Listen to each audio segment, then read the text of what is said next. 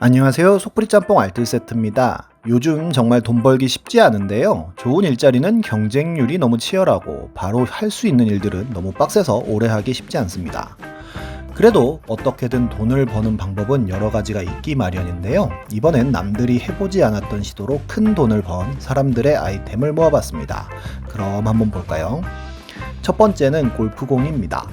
플로리다주에 거주하는 버거 씨는 대학을 졸업하고 일자리를 찾지 못해 여러 알바들을 했다고 합니다. 플로리다주에는 약 1,300개의 골프장이 밀집되어 있다고 하는데요. 골프장에서 공을 치다 보면 물에 공이 엄청나게 빠진다고 합니다.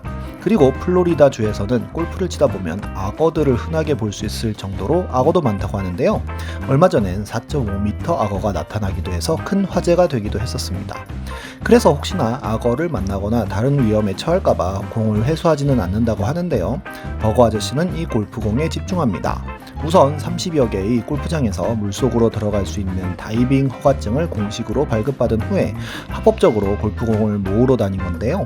연못 안에는 악어는 물론이고 독사와 거북이 등의 여러 가지 동물들이 있어서 이를 피하면서 공을 주었다고 합니다. 그렇게 하루 최고 17,000개의 공을 수집하기도 한 그는 2017년 기준으로 14년간 하루도 빠짐없이 공을 주워왔고, 수집한 골프공은 작은 배를 개조한 통에 집어넣어 세척을 한 후 직접 골프공의 상태에 따라 손수 분류를 하여 팔았다고 하는데요. 공의 가격은 25센트부터 2달러까지 매겨서 팔았다고 합니다.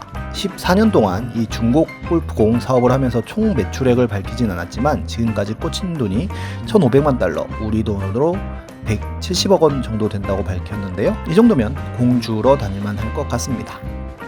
두 번째는 컵밥입니다. 노량진에서 돈과 시간이 없는 학생들을 위해 만들기 시작했던 컵밥. 저렴한 가격이지만 MSG 팍팍 들어간 맛과 양으로 한 끼 먹기에는 완전히 괜찮은 아이템인데요. 이제는 아예 컵밥거리가 생겨서 훨씬 쾌적하고 깔끔하게 컵밥을 즐길 수 있다고 합니다. 게다가 서민들의 아이콘 같은 푸드트럭으로 미국에서 성공한 사람들이 있었는데요. 유타 컵밥의 송정훈, 박지형, 김종근 씨입니다. 특히 송정훈 씨는 1996년에 롯데월드에서 열렸던 제1회 전국 댄스 대회에서 장우혁을 제치고 금상을 받기도 했다고 하는데요. 미국에서 웨이터 일을 하다가 컵밥 다큐멘터리를 보고는 미국에서도 컵밥이 통할 거라는 집념 하나로 맨땅에 헤딩을 시작했습니다. 2013년에 트럭 한 대로 아웃도어 컨벤션에서 하루 만에 150분을 팔면서 대박을 예감했지만 이후로 6개월간은 그렇게 인기가 많지는 않았다고 합니다. 그러나 여러가지 발상의 전환을 통한 마케팅을 보여주면서 성공을 하는데요. 줄 서 있는 사람들 입에 만두를 넣어주거나 추가 반찬이나 소스, 심지어 추가 메뉴인 누드를 공짜로 얹어주는 등의 정 마케팅을 활용했고, 한국의 메뉴와 미국인들의 소스를 잘 조화시킨 맛으로 점점 줄이 길어졌다고 합니다. 심지어는 유타 컵밥의 이동 일정이 SNS에 올라오면 일부러 따라다니는 팬들이 생길 정도였으며, 2015년엔 유타 재즈 경기장에 입점하여 경기장 매출 1위를 찍기도 했으며, 이후로 지속적인 확장을 통해 미국 전역에 약 40개의 매장과 푸드트럭을 운영하여 연 100억 정도의 매출을 올리고 있다고 합니다. 오히려 우리나라로 역수출해도 장사가 잘 될 수 있을 것 같네요. 세 번째는 아기띠입니다. 애 키워보신 분들은 아시겠지만 외출할 때 아기띠는 필수인데요. 아기띠에 아기를 안고 다니다 보면 저도 모르게 허리가 아프곤 했던 기억이 납니다. 실제로 애를 낳고 이렇게 키우다가 아기띠가 불편해서 아예 만들어버린 분들이 있는데요. 코니 바이에린의 이미랑 김동현 부부입니다. 이미랑 씨는 수유를 하다가 목 디스크가 파열되는 사고를 겪고 목에 부담이 덜 가는 아기띠를 찾아서 이것저것 사보았지만 전부 다 별로였다는데요. 진짜 편한 아기띠를 만들면 대박 나겠다는 생각을 하게 되었고 결국 직접 만들어버립니다. 육아를 하면서도 맨땅에 헤딩하듯이 동대문을 돌아다니며 원단부터 구조, 형태 등을 처음부터 짜는 엄청난 작업을 통해서 본인의 아이를 데리고 다니면서 수없는 테스트를 한 결과로 지금의 코니 아기띠가 탄생합니다.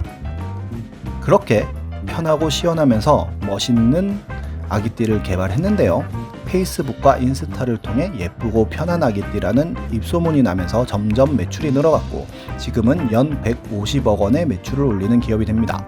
특히나 약 8할의 매출이 해외에서 나올 정도로 우리나라보다도 해외에서 인기가 많다고 하는데요.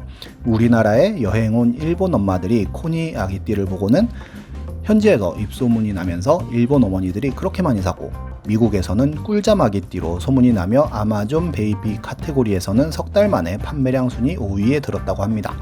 게다가 전 직원이 코로나 이전부터 재택근무를 하고 있다고 하니 정말 재밌고 괜찮은 회사인 것 같네요. 앞으로도 우리 아기띠 해외에 널리 알려주면 좋겠습니다. 정말 남들이 보기엔 그냥 지나칠 수 있을 만한 아이템으로 많은 돈을 벌고 있는 분들인데요. 아직도 그러한 아이템들이 많이 있는데 우리가 모르고 지나친 게 아닐까 싶습니다. 지금까지 속풀이 짬뽕 알뜰 세트였습니다.